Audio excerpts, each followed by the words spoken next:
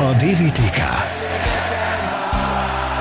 a Borsodi és a Volkswagen bemutatja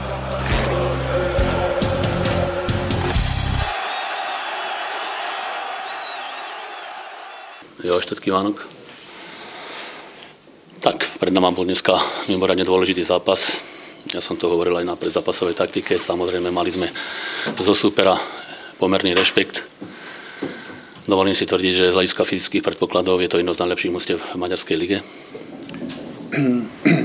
Nagyon fontos mérkőzésre készültünk a Diósgyőr ellen. Tudtuk, kis respekttel indultuk ennek a mérkőzésnek. Tudtuk, hogy a Diósgyőr fizikálisan nagyon jó csapat, NB egy előkelő csapatai közé tartozik, és így készültünk erre a mérkőzésre. Samozrejme, naša tá predzápasová stratégia vyplývala z určitých našich možností a požiadaviek. Chceli sme, trošku som pozmenil tú základnú zostavu, ale bohužiaľ po nejakých 3-4 minútach sa nám to rozsypalo. Hogy erre mérkőzésre kicsit más taktikával készültünk, más felállással, de a 6. percben a sérülés véget, ez a taktikánk, vagyis ez a felállásunk szétesett. K tomu zápasu ten začiatok bol aktívnejší z domácej strany, ale je pravdou zase, že prvý sme mali my vyloženú gólovú príležitosť, únik a strela Karola Mesarosa si pítal gól. Hogy ennek ellenére, hogy a hazaiak aktívan kezdtek a mérkőzés elején, ennek ellenére egy ellentámadásban Karol Mészárosnak volt egy nagy lehetősége. Musím pravdu povedať, že super ma prekvapil svojim rozostavením, kde hral na hranici rizika. Nevidel som ich dávno hrať na 3 obrancov. Hral na hranici rizika, mal voľné priestory z tohto dôvodu.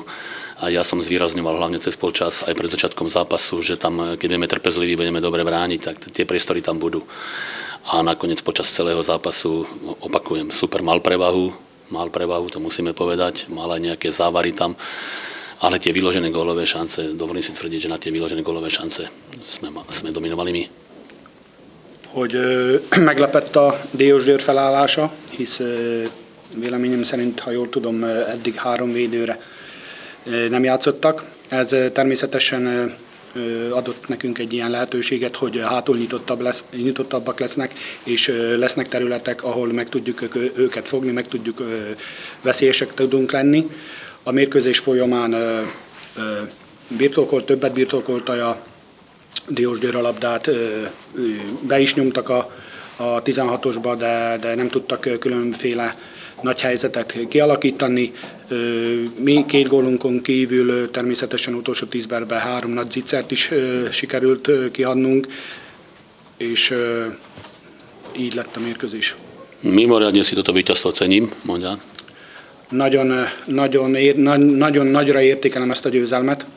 I keď pre mňa to bol, pre trénera, nielen pre mňa, ale pre každého trénera to je taký hektický záver, pretože vyhrávali sme 1-0, prvý polčas, únik Williamsa, sána brankára, on sa šmykne po pokutovom území, druhý polčas, 3-4, dovolím si tvrdiť, vyložené šance Loriho Kovácsa, Williamsa, Karola Mesarosa. Hogy egy edzőnek ez hektikus volt, hisz a 0-1-nél ment a Williams maga a kapusra, elcsúszott ott végjátékban, első félidőben, második félidőben megint 0-1-es állásnál volt 3 zicserünk, nem rúgtuk be. Ale hovorím, super mimoriadny tlak vyvinul, mimoriadne úsilie, hovorím, počas celého zápasu hral na hranici rizika. Škoda, že sme to skoro nepotrestali a trpli sme až do záveru. Hogy a hazaiak nagy erőket, minden erőt bedobtak, nagyon odaszegeztek a 16-osunkhoz.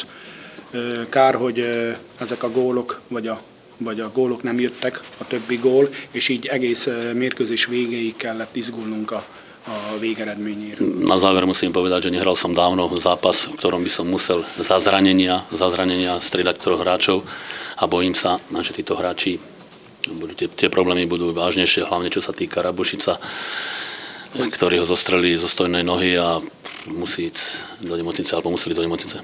Hogy edzői pályafutásom alatt még nem fordult elő, hogy sérülés véget kellett 3 játékosomat lecserélni. Főleg a Rabušic véget aggódunk, hisz őt kórházba kellett szállítatni, úgy néz ki, hogy komolyabb az a sérülés. zopakujem na záver, víťazstvo si mimoriadne cením.